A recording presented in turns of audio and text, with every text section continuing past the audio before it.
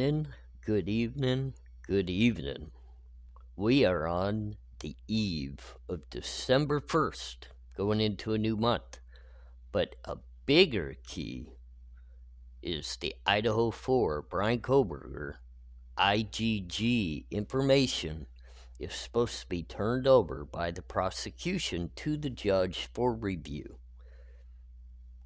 I'm ARHayes, Convict's Thoughts, and we got to dive deep in to some feelings in regards to that, because I just think it's shady, and I already see the writing on the wall. Your Honor, it does not exist.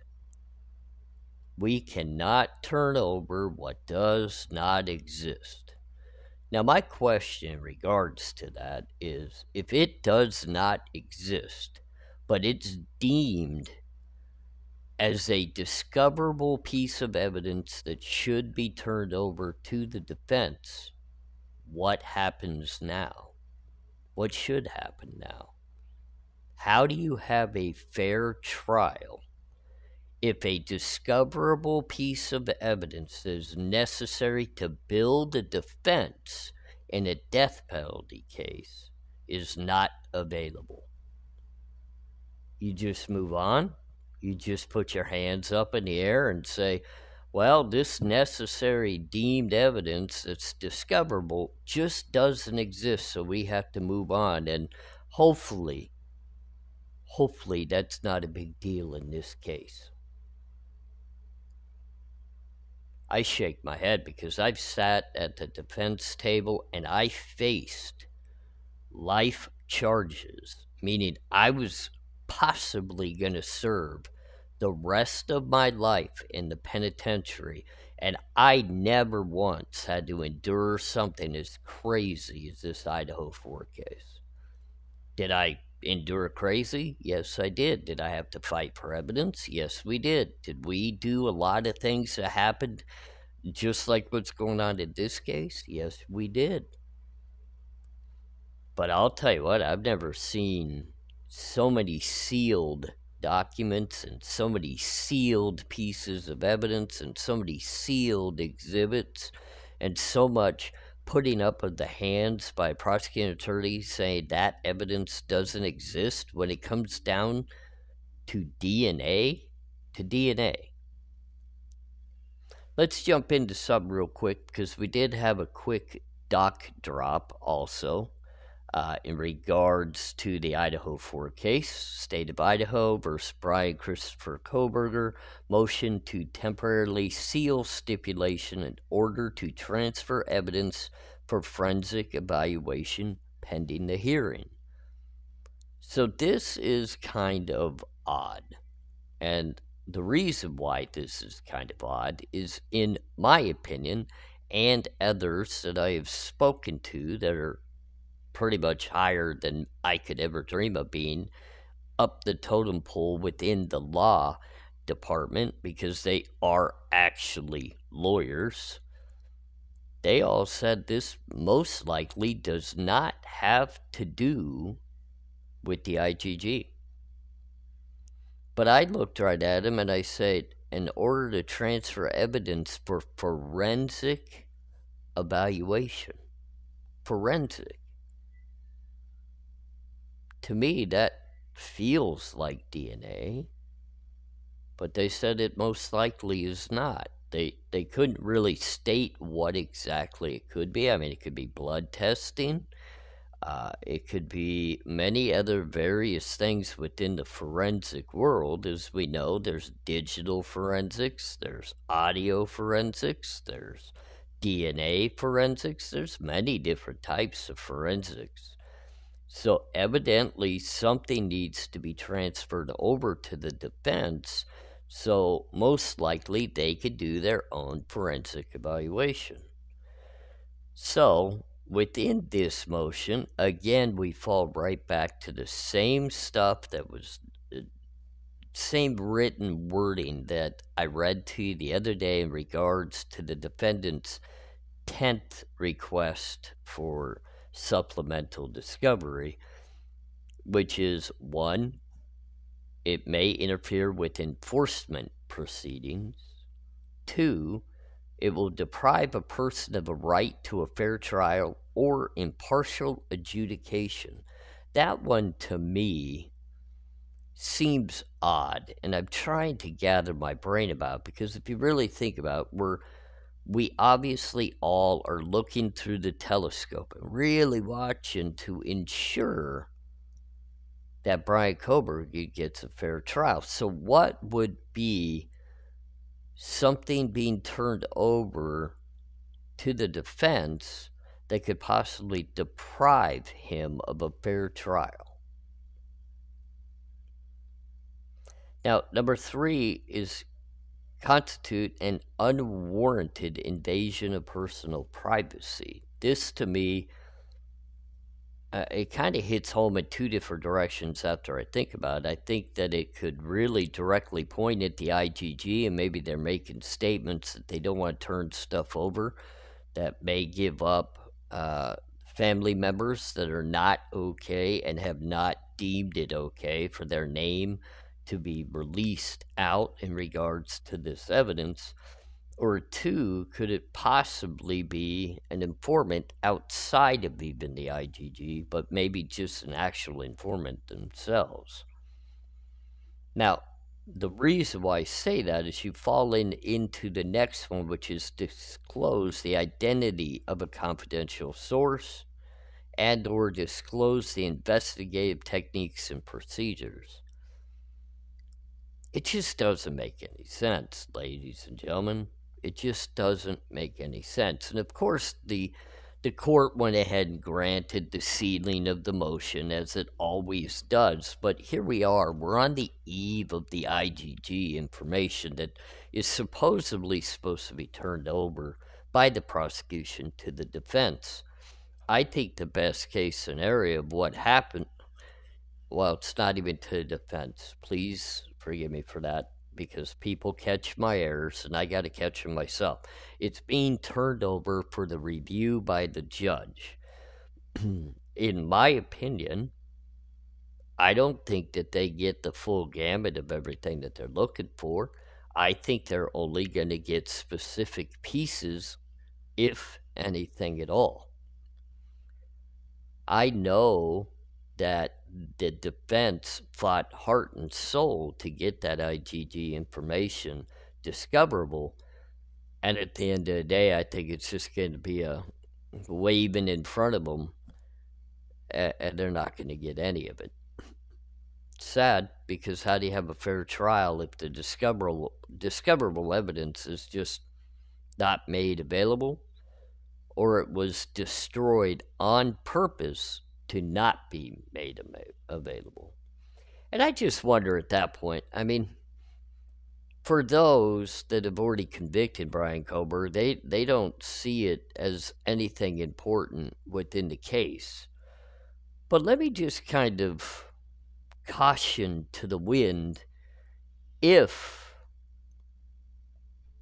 a piece of evidence that's deemed by the courts to be discoverable and needs to be turned over is just waved off by the prosecution and then nothing comes of it and the case moves forward, who's to say there's not other evidence or information that's been requested that the same thing's just being done that could legitimately be a crucial part to the case? 2 other sources of DNA found at the crime scene. I mean, if we think back through all the true crime cases that you've watched, that I've watched, what we've been around, think about how important DNA found at a crime scene always was. They were doing everything they possibly could to figure out who said DNA that was. I don't believe that investigators would collect DNA sources, 2 of them, unidentified, if there didn't happen to be some sort of reasoning to collect it. Why was it even put into the evidence and delivered to the prosecution if there wasn't something about that DNA that made them want to collect that. I'm not even talking about the glove outside. I'm not even talking about that. I'm only speaking in regards of two unidentified DNA samples that were collected, turned over via investigation to the prosecution, yet no investigation was ever done upon them. Okay, so you run it through CODIS. That's great. And you got no hit. Okay, that means that DNA is not owned by somebody who is in the database of known felons or someone that's been caught in the commission of a crime. That doesn't mean that DNA is not valuable or necessary to even try to eliminate people that may have been at the crime scene. I don't speak to you as a DNA expert. What I speak to you as a multi-convicted felon who always fought to have a fair trial. And in my cases, let's just say in some of my breaking and enterings, my burglaries, some of those various charges I had, if they found other fingerprints or DNA samples from sweat, hair, fibers at the crime scene of a case that was brought against me, wouldn't it be valuable to my defense team to figure out what those DNA or fingerprints, who those belong to? Because that would be how I could fight and put up a defense in my case to create either reasonable doubt or even complete innocence within my case. Now, I get it. Many people think when a crime is committed, if you got the perpetrator or the suspect, it's a slam dunk and they should just go to prison or even get the death penalty because you got them. You arrested them and you locked them up. That's not fair rights and fair trial. Everybody has the right to defend themselves. If somebody makes the decision during an interrogation to stand silent and not give any information up to interrogators, and they get cuffed up and put into jail, that means they're most likely going to sit there until either A, they accept a plea bargain, or B, they go to trial. Now, that's where a lot of foolish people don't understand the concept of lowering, I can't even say the word, getting counsel, not saying anything during an interrogation, not giving up any information, because you don't want to tell on yourself and take away the future ability to defend yourself or even get a plea bargain. Because if in that interrogation room you start running your mouth and giving up information, you are lowering your chances of ever getting a plea bargain. In most cases, that means you're going to be already having to plead guilty because you've given up the most information that those investigators most likely have. It just came from you, and they're going to utilize that if you ever try to take it to trial and hold it against you. If you don't take it to trial and you just say, okay, I'm guilty, I want to get a plea bargain, they're not going to give you the best plea bargain you could possibly get. They're going to throw the book at you. So in this case, when I'm looking at everything going on with Brian Kohberger, he did nothing wrong through the process. When he got arrested, he did not, well, hopefully he didn't, I don't know, but it doesn't seem as though he did, give many statements or much of his own wording in regards to the case. I know people say he asked if somebody else got arrested, and he also said that he couldn't wait to be exonerated. Well, okay. I mean, I would love to see that on audio or video to ensure that it was him that actually said that, because who knows what people are going to make up if it's not actually visual to all of us to see. But from what I understand, that's not giving up any information in regards to the actual criminal case. So then he stood silent even at his own arraignment, meaning he didn't even want to acknowledge the charges. And now we're working our way through. And, you know, I've also had the thought, like many that have reached out to me, why did he waive his speedy trial? Maybe the prosecution would even have been ready to go to trial.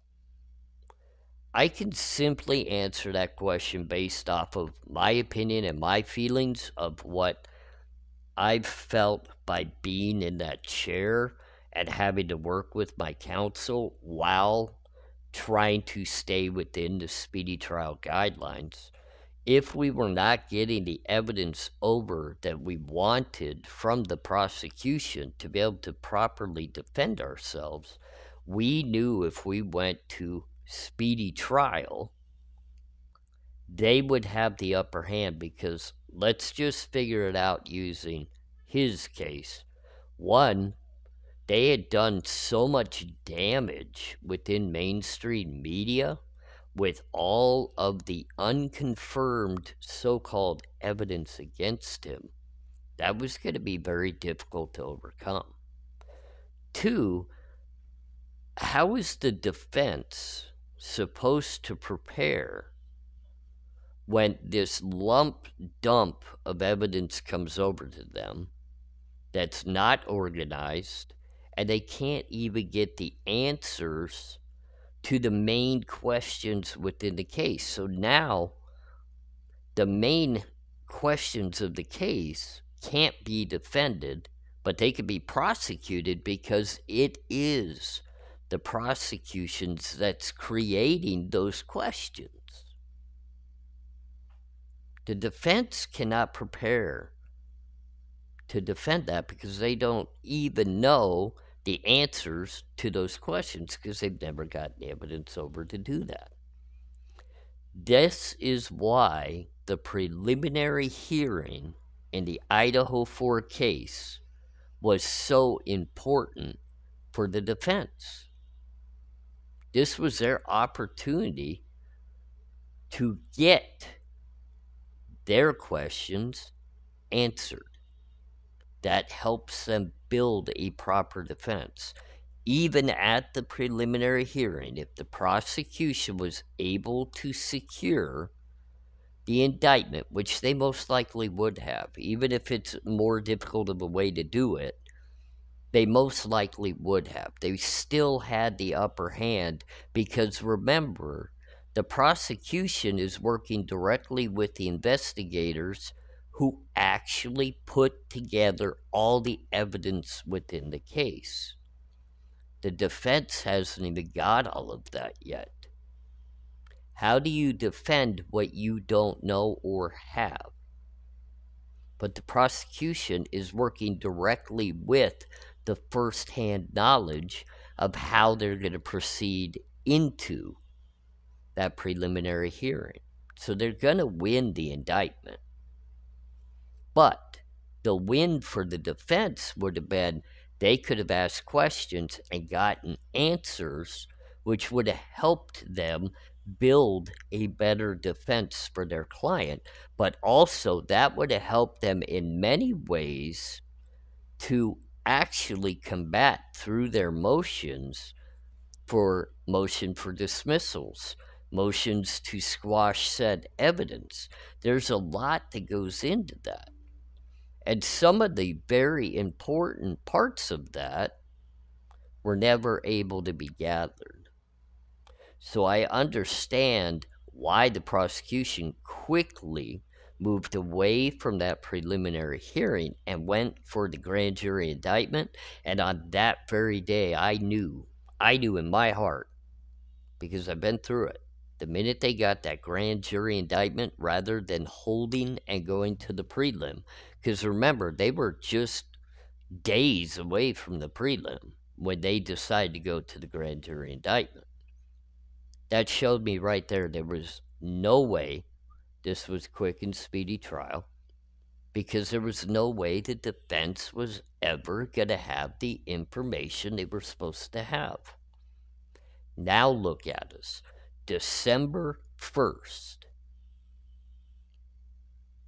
and they're just now having to turn over the IGG information. We don't know what they're actually going to turn over, and based off of our unknowledgeable knowledge of what they're going to turn over, we still don't know a good way of defending this case. The defense is attacking, the prosecution is stonewalling, utilizing the FBI to be able to do so. It's obvious to all of us. It's obvious to all of us. And for those that it's not, or those that don't think it's important, this case is becoming a direction that our court systems are going to change how evidence is allowed in cases. That's the scary part about this, ladies and gentlemen. You really got to wrap your brain around the fact, is evidence going to be able to be kept away from defendants moving forward?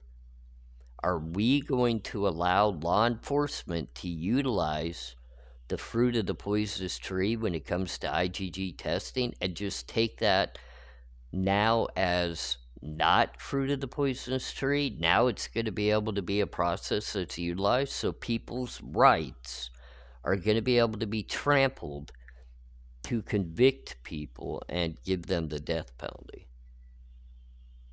Sure, we all want justice for the actual victims in the case, but do we need our court systems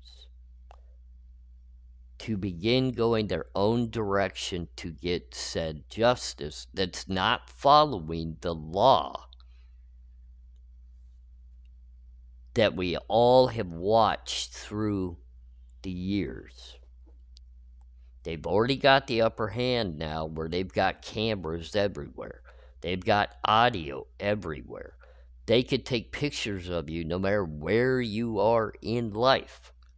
The prosecution and the investigators already have the upper hand. How are we as the people going to be protected